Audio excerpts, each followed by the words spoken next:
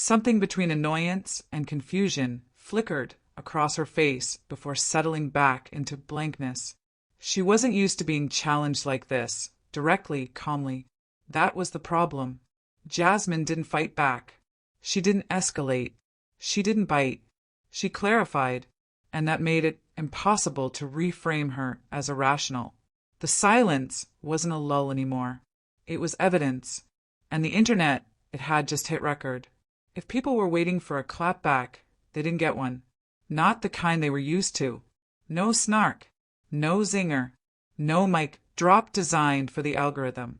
Instead, Jasmine Crockett did something far more dangerous. She dismantled. Carefully. Calmly. With precision that didn't cut to wound but to expose. And what she exposed wasn't just a comment. It was a system, a pattern, a way of being silence dressed up like etiquette.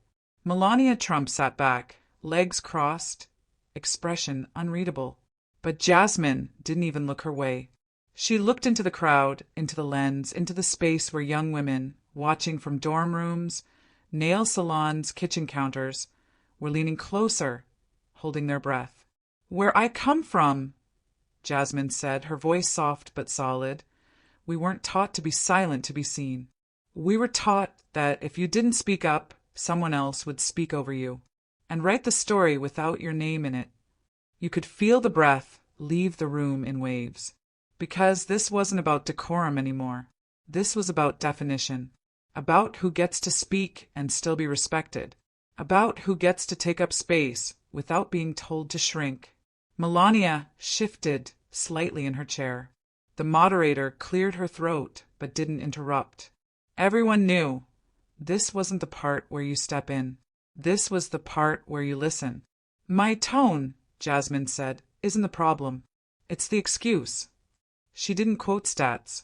She didn't raise her voice. She told the truth with the kind of calm that makes people nervous because it leaves no cracks to escape through.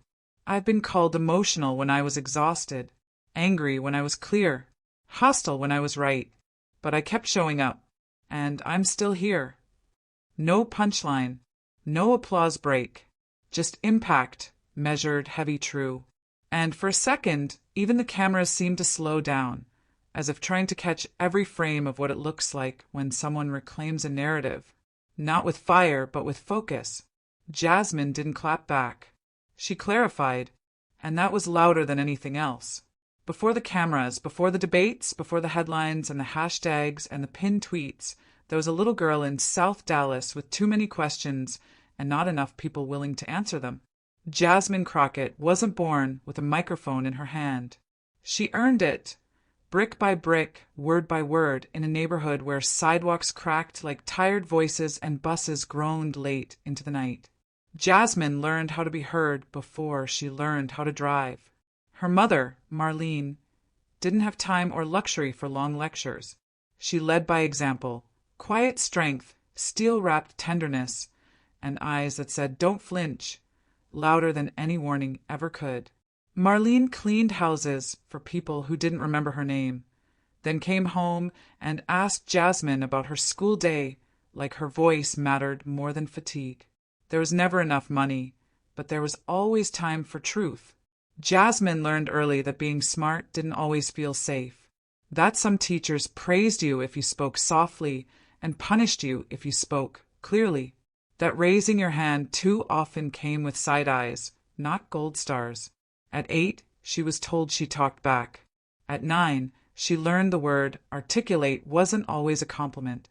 At 10, a teacher called her a little dramatic for questioning why certain neighborhoods had more police and fewer parks. But Jasmine didn't shrink. She asked anyway. At home, she'd sit on the floor while her uncle fixed busted radios and cracked jokes about politicians. She listened more than she spoke. But when she did speak, people looked up. She didn't yell. She didn't plead. She named things.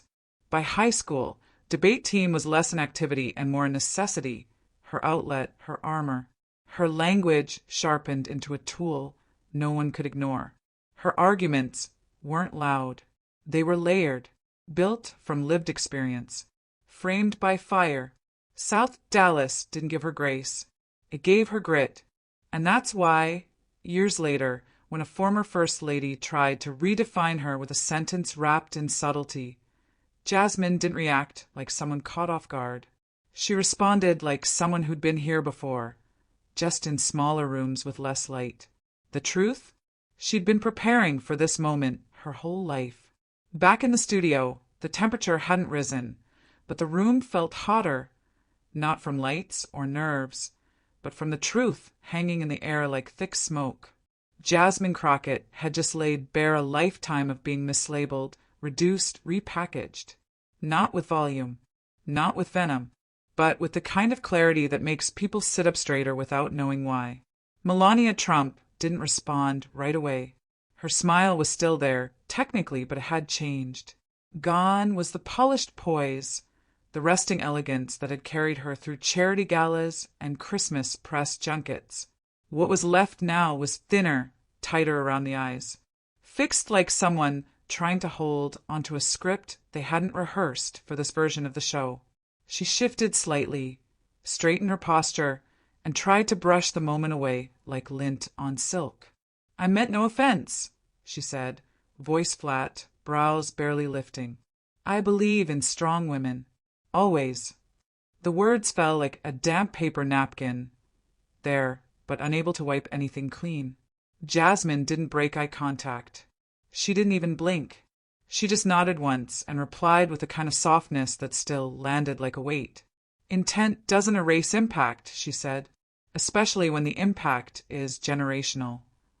The audience let out the smallest sound, not a gasp, not applause, just a collective breath people didn't realize they'd been holding. Melania shifted again. It was the kind of sentence that couldn't be argued without looking defensive, couldn't be dismissed without sounding hollow. Jasmine hadn't accused her. She hadn't even addressed her by name. But the mirror had been held up, and what showed in the reflection was discomfort, dressed in couture. The moderator tried to step in. "Let's pivot to," she began. But the moment had taken root. Jasmine wasn't gloating. She wasn't pushing. She had simply refused to let the conversation get dressed up in politeness and passed off as progress. And now, no one could pretend they hadn't heard what had been said, or what had finally been answered. By the time the moderator tried to pivot, something about education policy or bipartisan hope, it was already too late. The panel had stopped being a discussion and become a reckoning. The energy had shifted. It wasn't chaotic. It was quieter than that, more dangerous, because it left everyone suddenly aware of how exposed they were.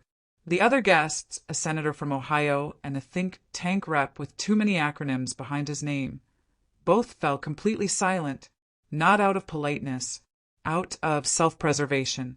They sat with the stillness of people who knew a wave had just come through and weren't sure whether to swim or stay still. Melania's smile had faded altogether now.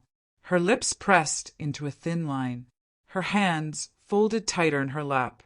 The elegance she invoked just 15 minutes earlier now felt brittle, less like strength, more like armor that didn't quite fit. The moderator gave it one more try. "Well, let's return to the question of—" She didn't finish the sentence. The control room was already blinking. One producer leaned toward another, hand cupping the mic. "We should cut to break." But we only cut because even they knew this wasn't going to smooth out. The show had been designed to ease tensions, to model conversation between ideological opposites with polished edges. But Jasmine Crockett hadn't come to play the part. She came to name the thing no one wanted to admit had been in the room the whole time. And once it had been said, intent doesn't erase impact, the illusion snapped. The floor director flashed the signal. Red light blinked. The music cue rolled, a half-second too slow. The broadcast dipped to commercial. But not before the camera, still hot, caught Melania adjusting her earpiece, whispering something to someone off camera, her face flushed. And Jasmine, sitting calm, steady, eyes forward, like the only person in the room who hadn't forgotten how real this was supposed to be. It wasn't fireworks.